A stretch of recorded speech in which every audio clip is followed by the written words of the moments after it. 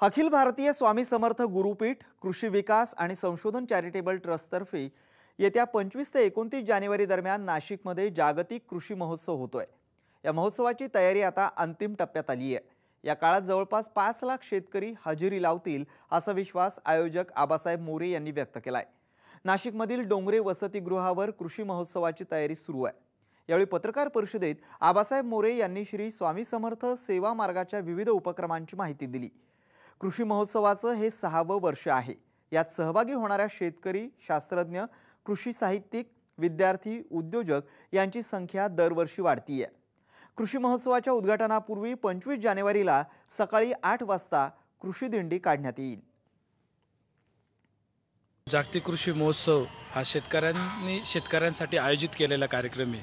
हा विनामूल्य प्रवेश याच्यामध्ये आहे। त्याचबरोबर यामध्ये रानभाज्यांचं प्रदर्शन, आधुनिक शेतीविषयक तंत्रज्ञान आहे।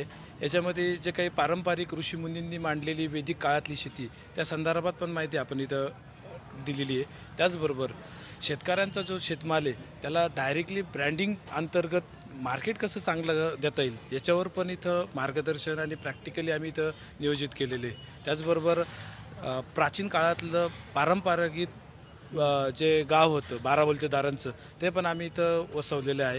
याच्यातून पर्यावरणाचा एक संदेश, एकजुटीचा संदेश, राष्ट्र विकसित होण्यासाठी जे जे गरजेचं आहे ते आम्ही इथं मांडण्याचा एक अल्पसा प्रयत्न केलेला आहे। फळबाग असतील, शेतीला जोड व्यवसाय असतील, पशुगोवंश असेल, सरपंच मांदियाळी आहे, तर अशा वेगवेगळ्या सत्रांवर मार्गदर्शन राहणार आहे।